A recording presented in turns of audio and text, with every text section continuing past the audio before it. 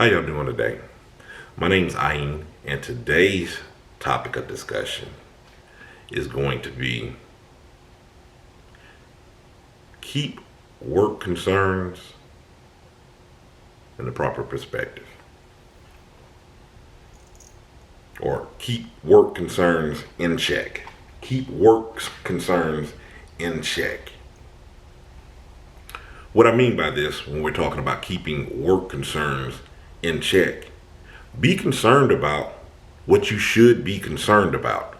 A lot of the times we bite off more than what we can chew at work, or we bite off things that aren't even our issues. I know at one job, actually, there's been a lot of jobs like this,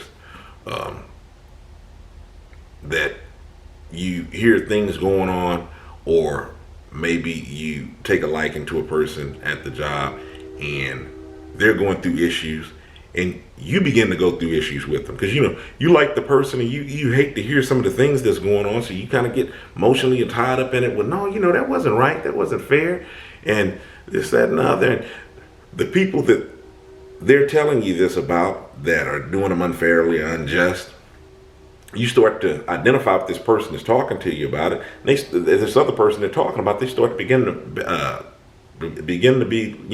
look like the bad guy. So that starts emotions, and it brings about unnecessary tensions at the job and stresses in general. And it starts to shape your outlook and how you view that job. And then you start to look at things as being, unjust. And then it seems like it puts you on high alert, because when you start to go through things, or you start to have interactions with the person that your co-worker was having issues with, you start overanalyzing. Oh, look, now are they picking with me? Now what's going on with them? Is that going on with me? Oh man, see, I got to get something else I got to do. And it just starts shaping that mindset on what's on your plate. You start biting off more than what you can chew.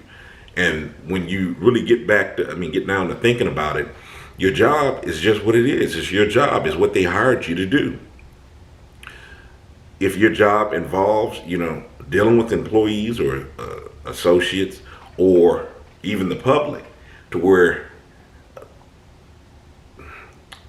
there is, some engagement to the standpoint of, showing empathy and concern, then that's one thing. You still even have to draw the line with that. And it kind of fleshed that out a bit. I'm just giving you examples. Say, for instance, if you were to work, at a hospital or a doctor's office or some sort of, clinic, you would need to be personable.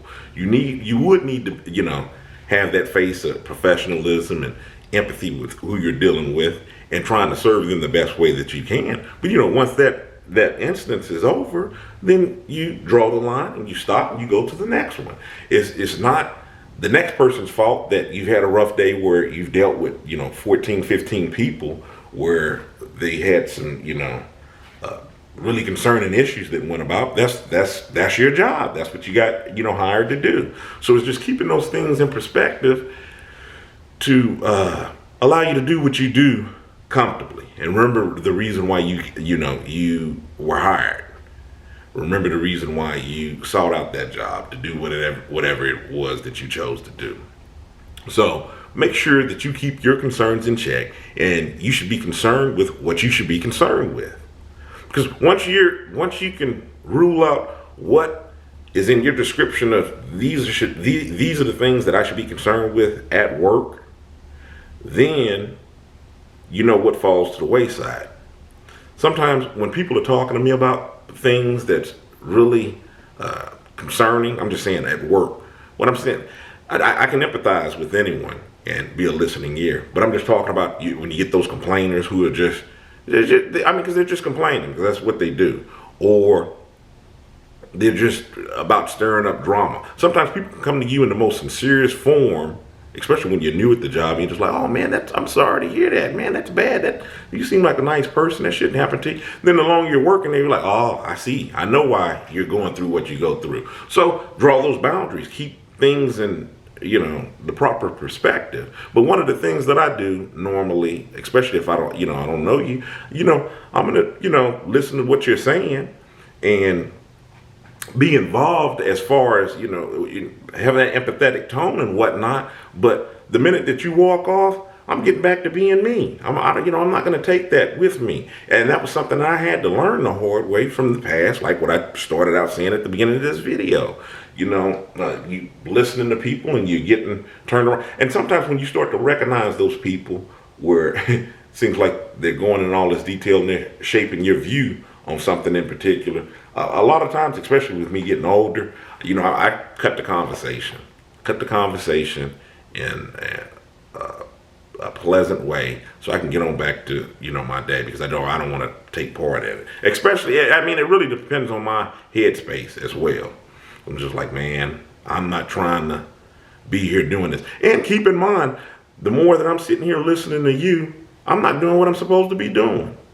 Think about that. That could be part of the reason why when I'm talking about you're having the problems you're having, this is the reason why this person is having the problems that they're having. Because here it is, we should be working, and you're over here talking about who knows what. So I try to keep a distance from that standpoint, and what another person's concerns are and where my concerns should be. So when a person is talking, I'm I'm there in the flesh, but in my mind, I'm kind of checked out to a degree, because it's just like, remember why you're here. And like I said, if it's infringing enough on my time, then I'm going to have to go ahead and cut this conversation, get back to doing what I'm supposed to be doing. So keep your concerns in check. Should be relatively simple in your job description on what you do. We all know that it doesn't stop with the job description. They tell you that you're doing like 3 things, then you get off in there and you find out basically you're the CEO or whatever it is they hired you for, because that's just how long your job duties are. So in any case, do what you're supposed to do, and hey, let the rest fall for the next day. Okay? My name's Ayin, and until next time, stay encouraged, avoid being discouraged, and check out my book, Kilimanjaro's The Arithmetic of Family Communication. I'll leave a link in the description box so you can get the book in paperback or ebook copy. Until next time, have a good one.